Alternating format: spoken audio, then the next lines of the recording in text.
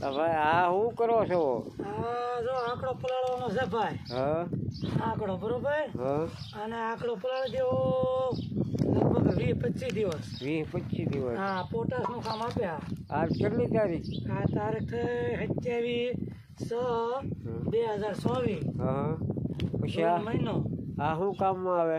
આ પોટાશ આપણે ઓલો પોટાશ ને ખાતરમાં નાખતા. હા આ પોટાશ નું કામ આવે. પોટાશ ગ્રોથ વધારે. હા આ સિંગમાં નાખવાનો છે.